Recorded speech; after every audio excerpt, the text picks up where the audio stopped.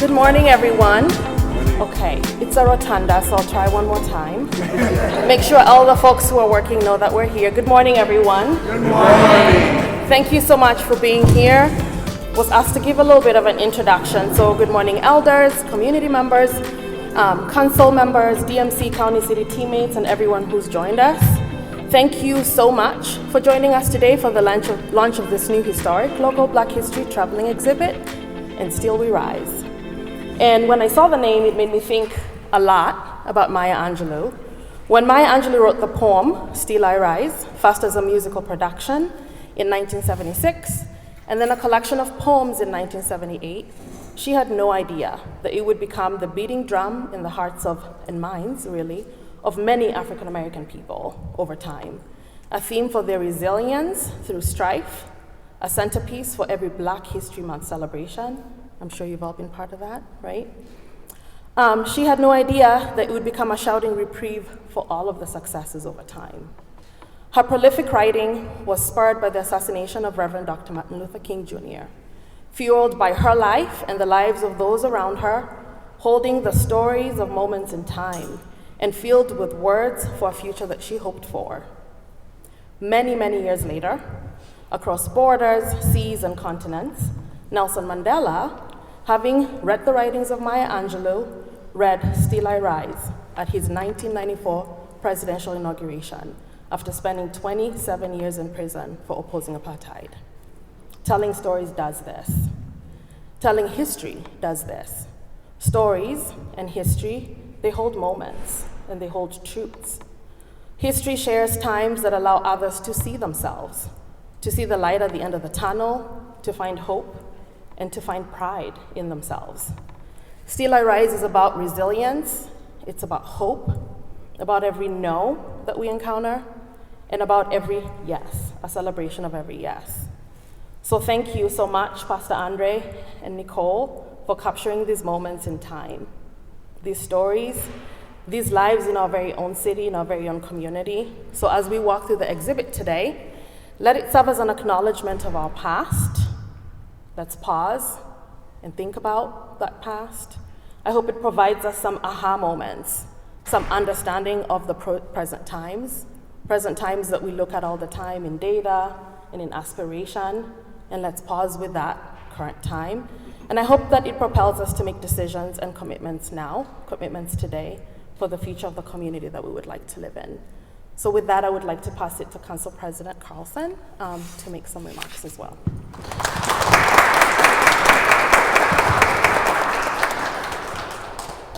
Good morning, everyone. Good morning. Thank you for being here. This is so inspiring. It's just wonderful to look out and see all these wonderful faces in this beautiful exhibit.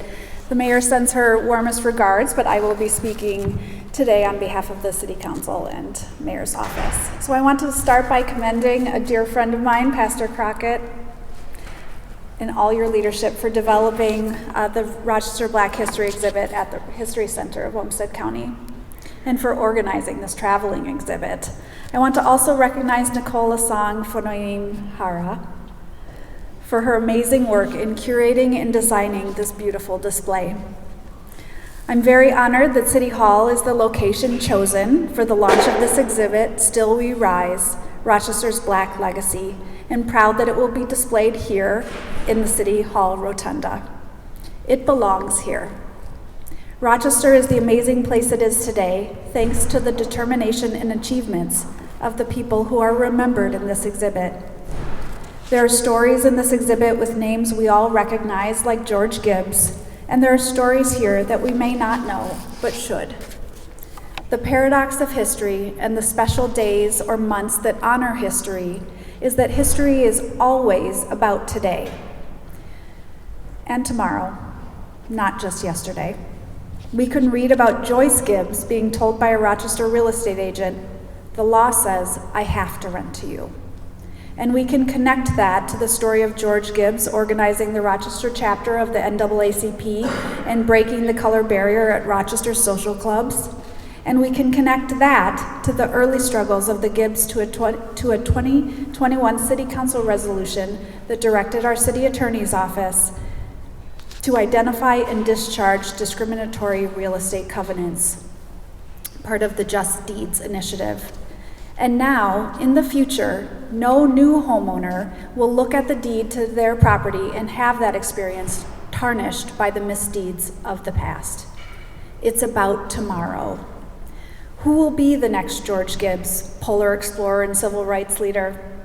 And more importantly, what are we doing in local government and in our community to make sure that future generations do not face the barriers faced by generations of the past? How is Rochester's legacy of Black leadership and excellence illustrated so beautifully in this exhibit? How is it inspiring our work today to make a more equitable future? Well, I think we can look around this room and see a big part of that answer.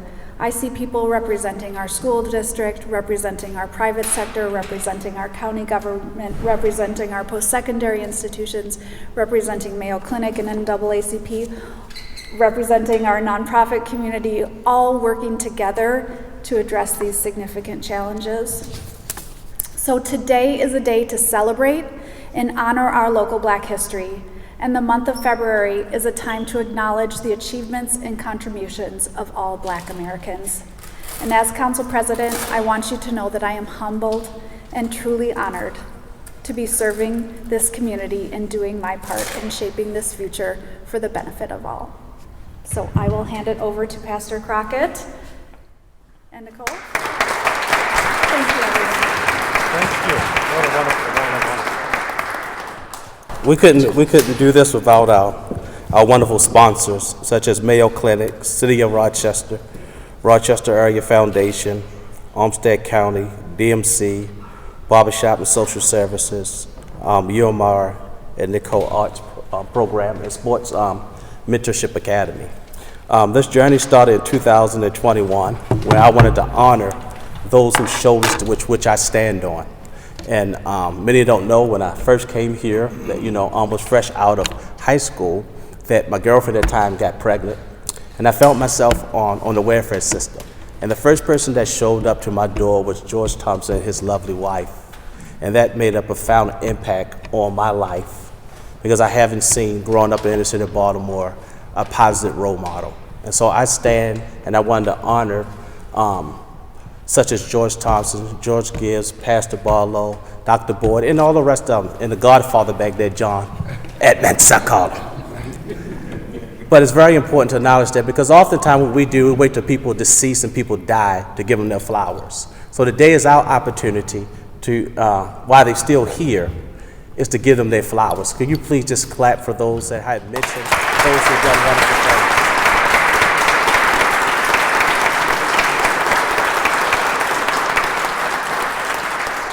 And many of the, when we was doing our homework and our research and stuff, there's many other people that did in past, but I believe that they'll be excited and happy for this day, right? And now just imagine how I feel being here almost 30 years, how now a young kid in Rochester Public School, when they get the opportunity to see these great heroes that's before us, I believe they'll feel the same way that I feel at this very moment. So thank you for coming.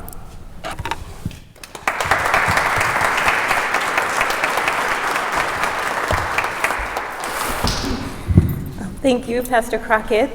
Pastor Crockett has been my partner and the visionary for this exhibit, and I served as the writer and the curator and the designer for the exhibit, but really it was a community effort in so many different ways. So many local historians, community members, journalists, so many people have, over the past 10 years, really worked to uncover and to highlight a lot of the stories that you see in this exhibit, and a lot of that research is sort of compiled in what we see now in this pop-up exhibit. And it was such a pleasure to work alongside Pastor Crockett to think about that vision. What story are we trying to tell here? And to really think about this exhibit as a celebration and a reverence for the people and all of the collectives who cultivated a vibrant Black community here in our city in the face of discrimination, alienation, marginalization. And it's also, as we've heard already this morning, it's also about asking where we are now and where do we go from here. It's acknowledging that all of us in this room, all of us in the community are history makers and change makers. And this exhibit shows us that we have a legacy, a blueprint for what that has looked like here in Rochester.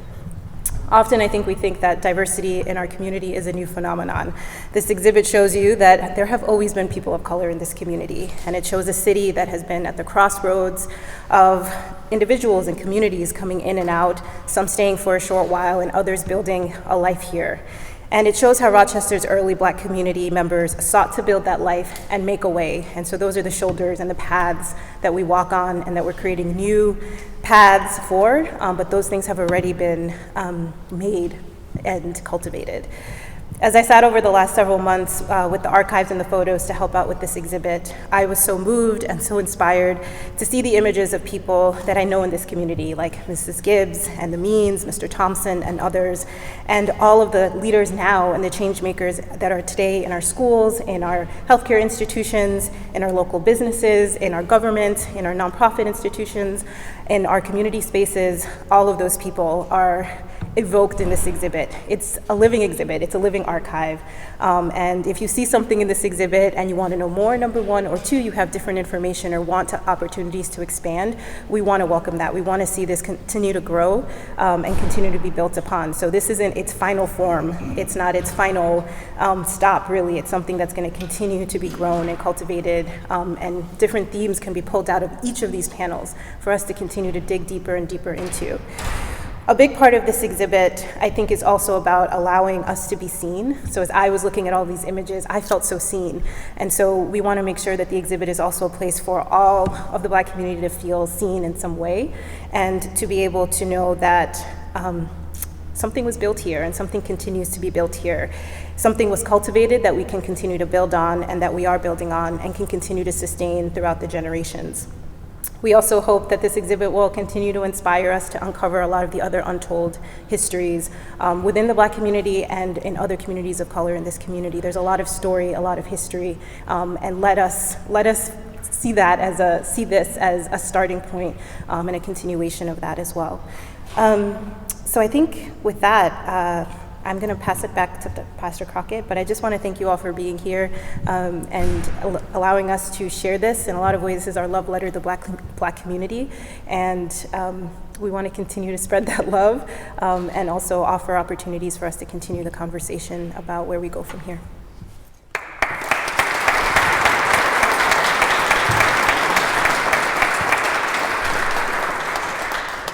And we're going to do our call to action. Nicole Andrews is going to do our call to action. This is such an amazing event to be here, to watch, to see what we've done.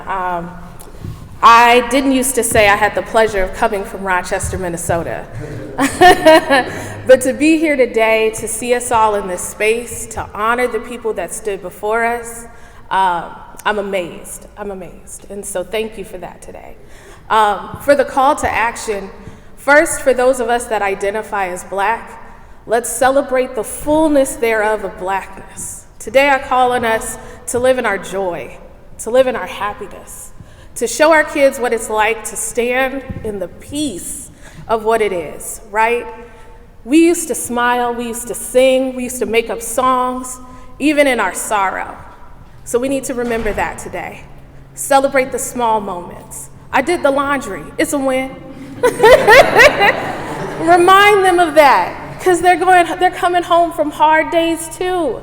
They need to see our joy. They need to see that. So live in the fullness thereof. That liberation comes as a collective, so we need each other. We need our stories.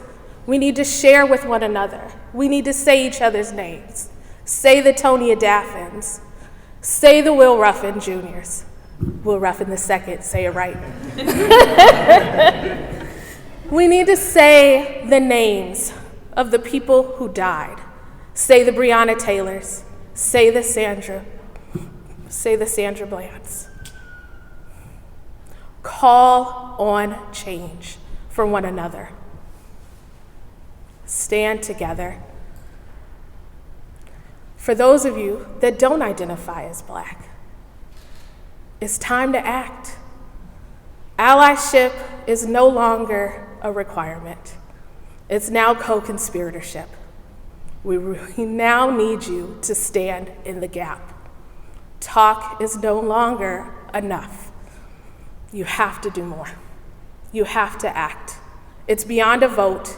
It's beyond a kneel. It's looking at your fellow council members that the only 2 people on the board say no, and you all voted yes. You need to question that, and you need to vote no. It's voting along with those who are there for us. So we're calling on you, we're asking you to stand alongside us, and then stand with us and say the words and fight for us. Thank you.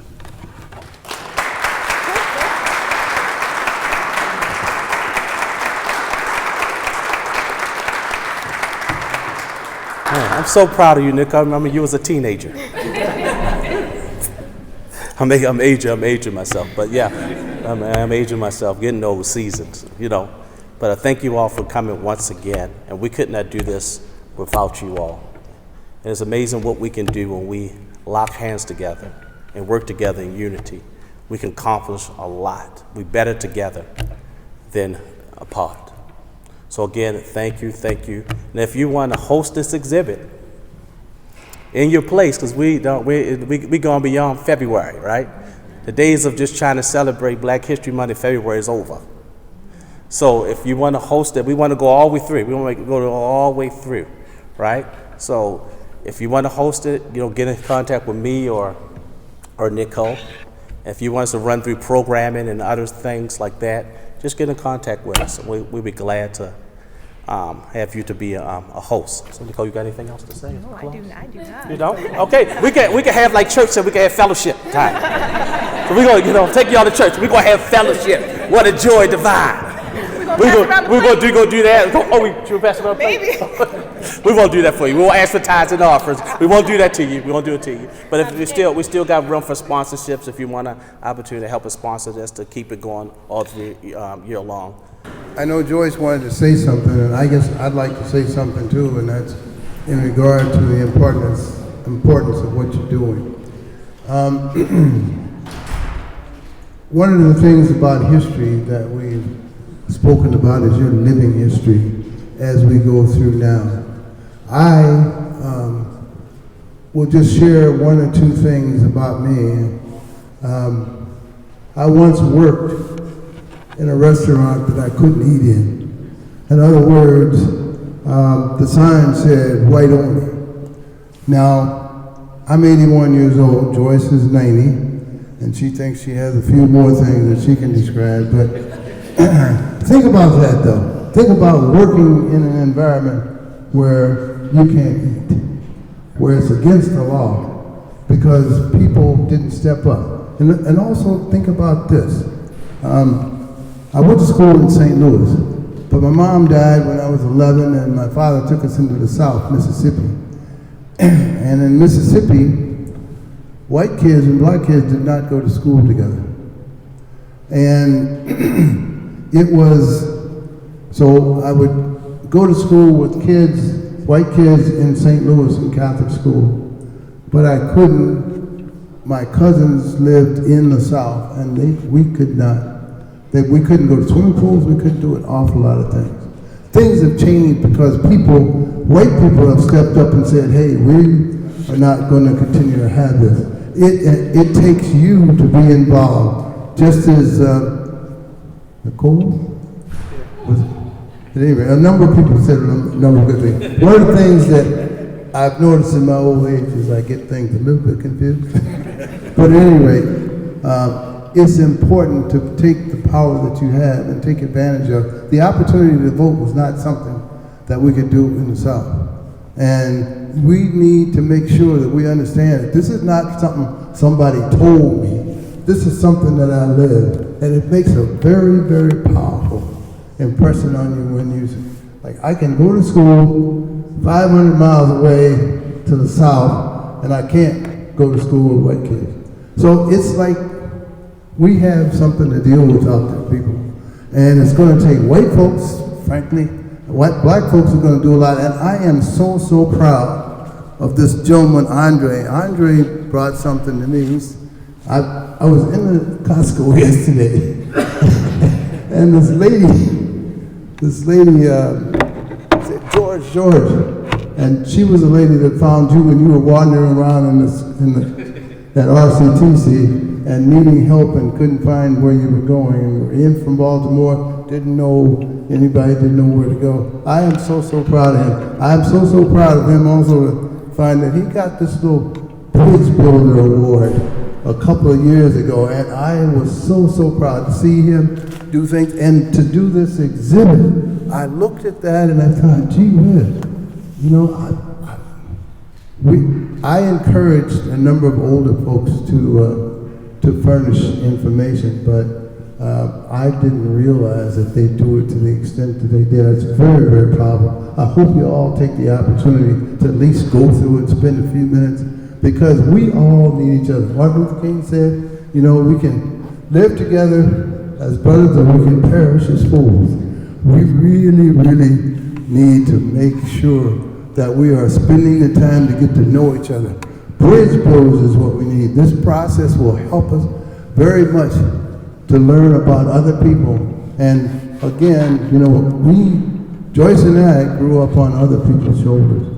We need to know about things and understand that we really are all good people and we're human. There's only one race, and that's a human race.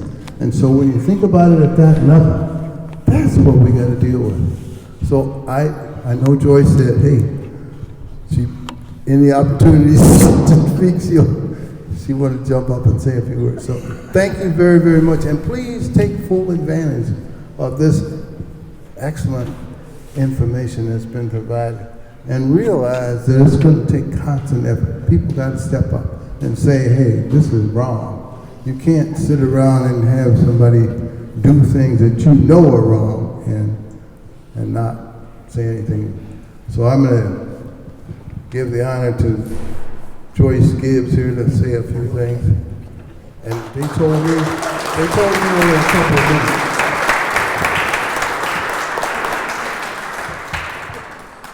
Oh, well, it's really nice to see such a full place here.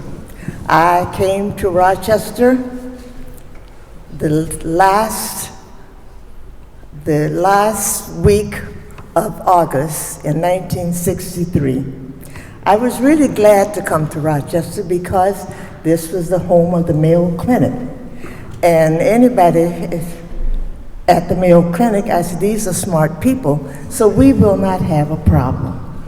Well, I was surprised. We got a lot of negative phone calls at night. I was a Girl Scout leader the second or third week I arrived in Rochester, so there was no problem. But it was a problem to see and hear that people did not want us here. And I said, I didn't understand. We weren't bad looking, and we were poor, and we were smart. And I said, they don't know what they're missing out on. But we made it, and I've been here 60 years, and I felt very, I guess, pleased to educate some people. Somebody said, you know that? Honey, I know a lot of things. And I can walk circles around a lot of people. But on the other hand, many people hadn't had the experience. They only knew what they heard. And I'll tell you something, because my mother's no longer living, but we are an integrated family, a whole lot of us. And so when my brother, who lived in Michigan, well, my mother had his car because of a lot of reasons. Anyway, he was coming to get it, and he wanted her to know that he was bringing his fiance, and he sent a picture, and I thought she will die, and she almost did. And she said, you're not bringing that woman to this house. We live in Virginia. And so he said, I remember where we live. And my mother called me, I talked to her, and I said, you told your son that he can't come home and bring his fiance? She said, yes, we live in Virginia. I said, I keep hearing that.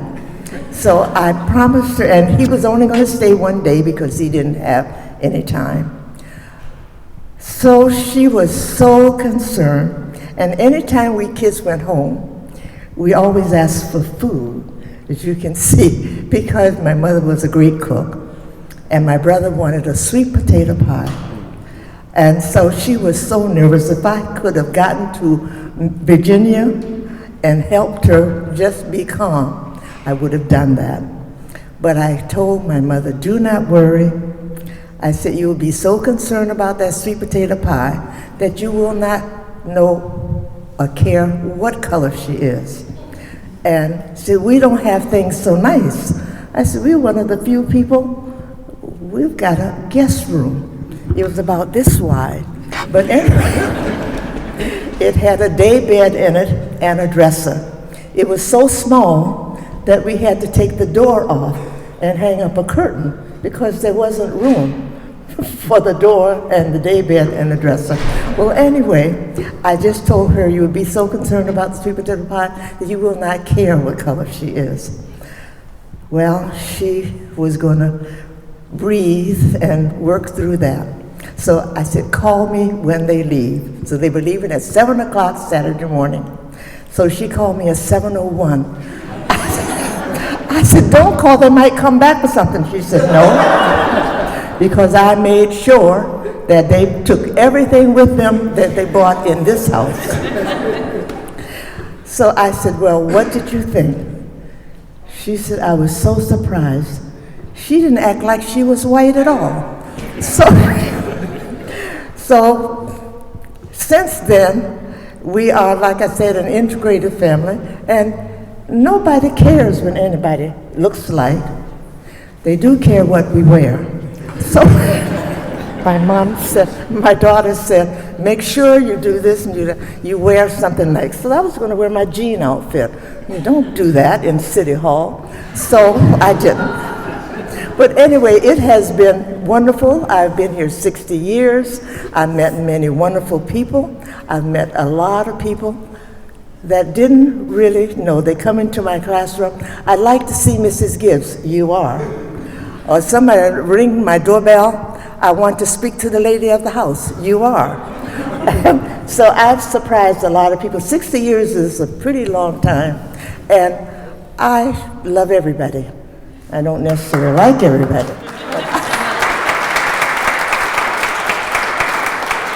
But I do love everybody, and I appreciate being here. Thank you, Joyce.